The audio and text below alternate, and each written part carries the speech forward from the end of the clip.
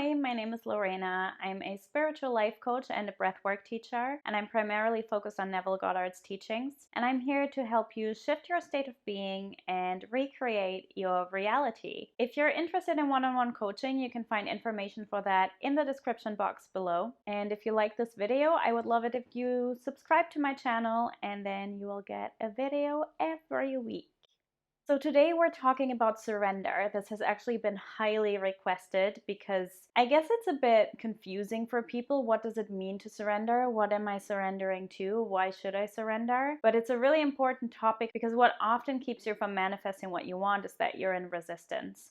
So it's important to release the resistance and get to a place of relaxation and surrender. We're going to talk about what it means to surrender, why it's important, what keeps us from doing it, how to actually surrender, and it's actually really simple, I promise, and also how to tell whether you're surrendering to your desires or whether you're actually settling for what you don't want. So let's start with, what does it mean to surrender and why is it important? Think about things you have manifested in the past, be that consciously or unconsciously, does not matter. In the moment, the thing came into your reality. It was actually a physical manifestation. Were you hyper focused on it? Were you stressed about it? Were you consistently thinking about it and thinking about what techniques you could do and how often you should say your affirmations? Or were you actually relaxed? Did you force it in that moment? Were you doing a ton of things? Or were you just doing your thing? And then it came. I'd be very surprised if you didn't say it was the latter, because most of the time when something actually arrives, it's when we're relaxed. It's when we're surrendered. Because often when we want something really, really badly, we're hyper focused on it because we want it so much. So we want to control it. But if we do that, we're actually resisting everything. We're resisting the current circumstances. We're holding on to it very tightly. We're not actually giving it the space to come. We're not actually open to receiving it. Yes, things can come through hard work and things can come through force. But if you do it like that, you're making it a lot more difficult for yourself and it's going to take a lot longer. If you're not surrendering, you're usually in a state of waiting or you're in a state of wanting and you're not actually living in the moment. You're not actually enjoying your life. You're waiting for something to change. And if you're not surrendering, you're usually keeping yourself stuck. You may be analyzing and thinking about how could it happen? When could it happen? What can I do to make it happen?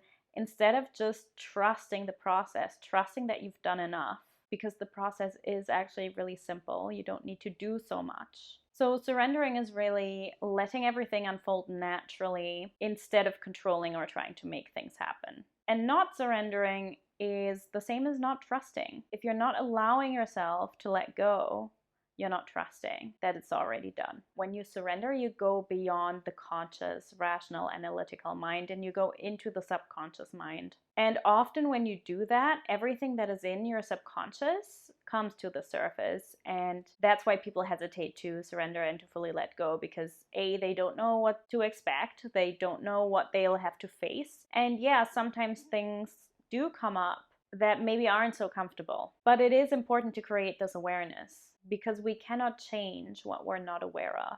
And only when we're aware of what we don't want can we choose to embody the state of what we do want, the state of the wish fulfilled. And the magic of surrender is that when you do surrender, things dissolve much quicker, be that circumstances, be that emotions that don't feel so good. Surrendering to what is, so your current circumstances, really leaves the space for what you desire to come to you.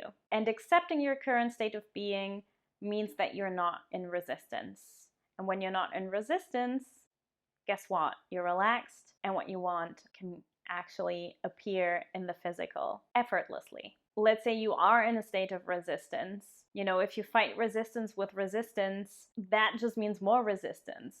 Instead, when you accept that you're in a state of resistance, when you accept everything you're feeling and everything that's happening, you're actually in a state of acceptance and allowing. You're actually in a state of love and not in fear. Surrendering is also completely aligned with living in the end. When you live in the end, you stop fearing your circumstances. You stop fearing your difficult emotions. right? You're only trying to control all of that and micromanage all of that and influence things when you don't trust, when you're not fully in the end. When you live in the end already and you know it's all done, then you can allow yourself to surrender. Then you can allow yourself to look at the circumstances and see them as they are, even if it's currently not what you want, because you know it's temporary, you know it's going to change, you know it's not the end. You trust enough to let go of the control because you know your desires are yours to experience. You know it is done. And usually you stop the need to imagine or to take action as well. You just trust, you're just relaxed, you just know there's nothing more to do. You also then stop thinking that you're doing something wrong. You know everything is working out in your favor.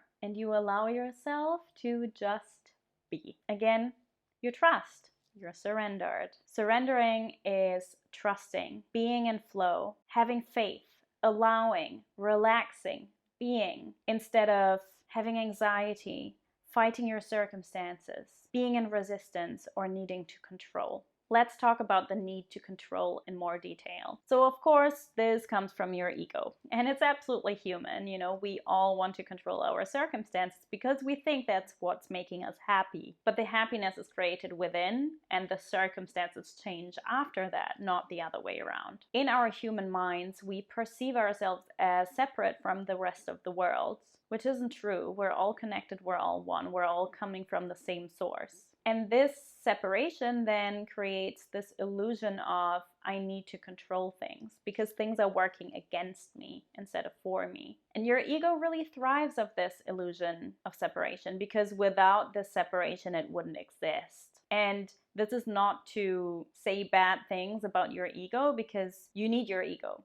It's necessary. It's how you know your name. It's why you take a shower every day. It's why you care. It's often why you have certain desires in the first place. And it's also protecting you. You know, sometimes you need to be in survival mode. If there's a threat, you want to be in survival mode. So it serves a purpose in this sense.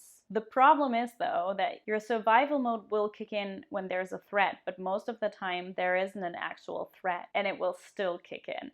So the key is to determine when that's happening. So it's not to get rid of your ego, but it's to create awareness around when this is happening and to take a step back and realize, do I actually need to be in fear right now? Is there an actual threat? Or is this all happening in my mind? Things I would pay attention to when it comes to this urge to control, to see is now your ego in charge rather than your true self, is to notice when you separate yourself from others. So that's when you either want to put yourself above others, you know, you think you're better than others or you want to be better than others. So you want to control or micromanage or influence them because you think it's going to benefit you and make you look better or make you feel better. This is what often happens when people want to manifest, for example, specific people. And it's fine to do that. That's absolutely, you know, if that's what you desire, please do that. But it's not about influence. It's not about control. It's not about micromanaging anything. It's about understanding that all is one and that there is no one to change but self. That's why it's all about your self-concept, because you start with you. And when you know that that's the case, and when you know that all is one, and that you're not actually changing anything outside of yourself, but that it starts with you first, and the rest will just reflect the changes that have taken place within you, then you don't want to control or micromanage. Then you stay here, you stay with yourself, because it is this idea of separation, this illusion of separation, that creates this attachment to your desires and that prevents you from surrendering and consequently from actually experiencing your desires. Or the second scenario of separation from the ego, you may assume that you're not good enough. In this case, you then don't think you're better than others, but you separate yourself through thinking you're worse than them. You put yourself below others. And if you give in to that, you will perpetuate this self-concept. And that's not going to help you either. That's not going to help you getting to where you want to go and to experience what you want to experience. Your ego wants to control. It's coming from separation, and that's coming from a state of fear. In order to embrace what you want and to experience it, you need to allow yourself to step into the unknown. You need to be willing to get a little uncomfortable, because in the beginning, this is going to be uncomfortable to get out of your comfort zone and step into this area where you don't know what's actually going to happen or how things are going to happen or when things are going to happen. Trust trusting can be quite challenging in this sense because you need to let go of control to trust. And that's not trust in a power outside of yourself. That's a question I get sometimes too. It's not trust in a power outside of yourself. It's actually trust in yourself and trust in the flow of life. If you think about it this way, if you are God and if your desires are a promise, why would you worry? Why would you feel like you need to control things? Why would you not let go and surrender if you know it's already taken care of? You wouldn't fight your circumstances. You wouldn't look for external validation. You wouldn't check for progress. You wouldn't be so scared. You would trust and surrender. Coming back to the same thing over and over again. Manifestation is not about control. It's about allowing what's been yours from the start and surrendering to it. It's about accepting your desire as truth and living from that state. Not trying to make something happen, not fighting or resisting your circumstances or emotions, nothing like that. So now let's finally talk about how to surrender, how to release the resistance. Which releasing the resistance is a bit backwards because to me, it's also about accepting when you're in a state of resistance because that's what will actually release the resistance naturally. When you fight the resistance, you're not gonna release it. So you don't release resistance by fighting it or pushing it away. It's about sitting with the uncomfortableness of the experience in that moment and maybe with the current circumstances if they're not what you want to see. And you can even see the current circumstances as an opportunity, not something to change. It's something that can teach you. If you react to that, you're not in the right state of being yet. You're not living from the end result yet.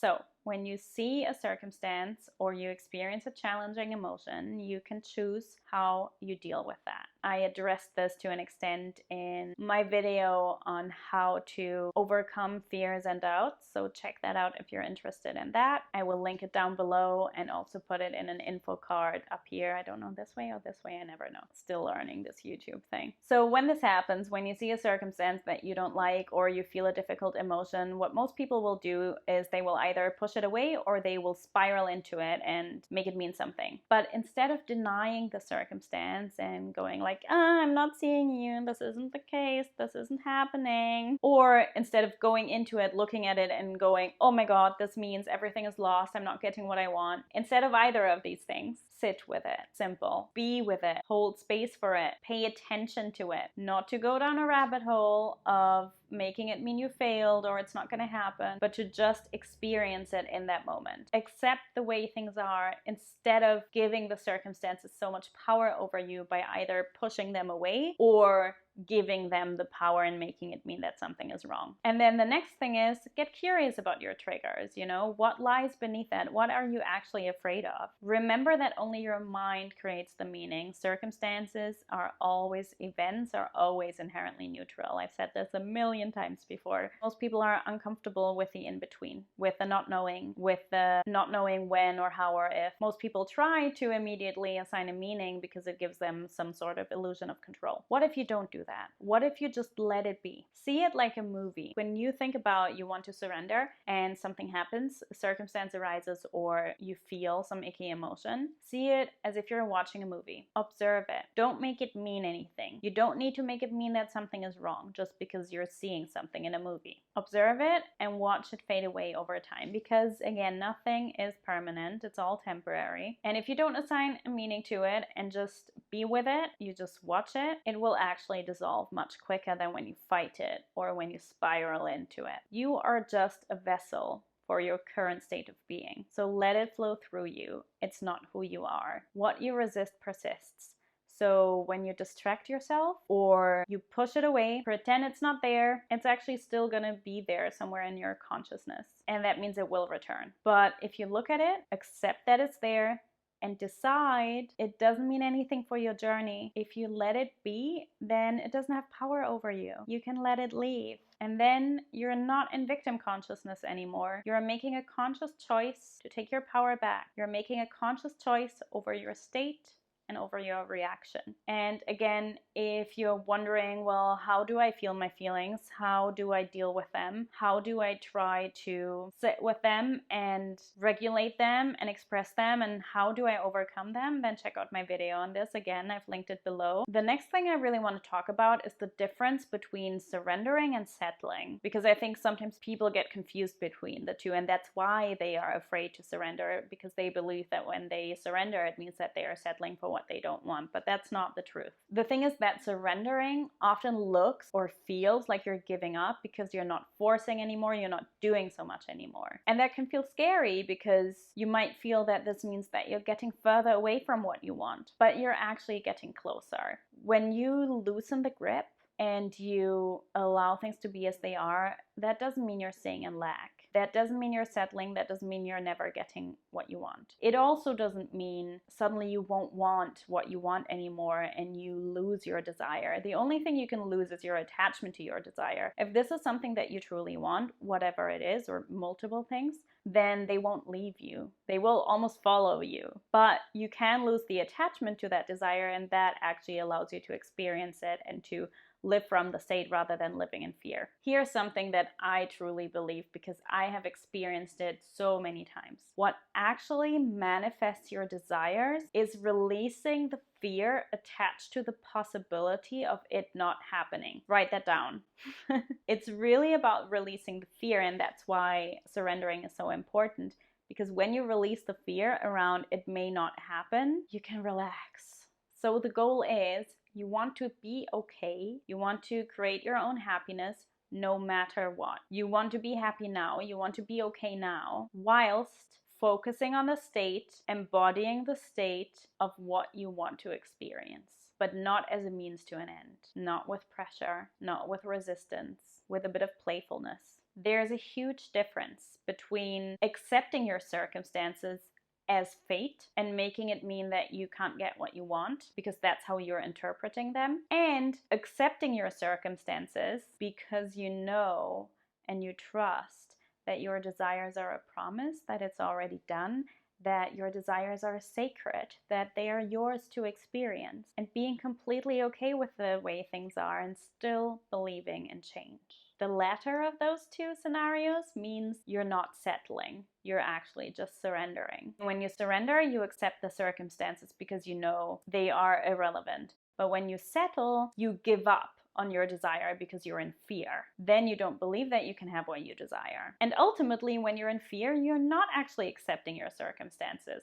So it's completely different from surrendering, because then you're actually fighting your circumstances and thereby unconsciously still feeding them and giving them life and giving them power. So then you're settling for what you don't want and not believing it can change. Next time you want to give up, ask yourself, do you really want to give up because your desire has changed? Or does this urge just come from the fear of not getting what you want? People are often so afraid to get vulnerable and to step into what they want because they're afraid that they can't have it. But surrendering means that you're also courageous enough to get vulnerable, to open your heart, and to follow your true desires, not to deny them. And at the end of the day, you have to surrender. You have to. You just have to do it, because you can't keep fighting forever. You can't keep trying forever. It's exhausting, it's draining, and it's not helping you. You have to trust yourself.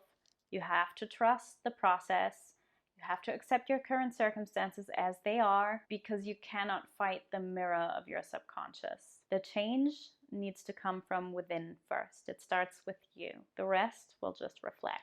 I hope you found this helpful. I would love to know what else you'd like me to talk about in my next videos, because I really want to create content that you guys love and that you want to see. Don't forget to subscribe if you like this. I am sending you all my love. I will see you next time.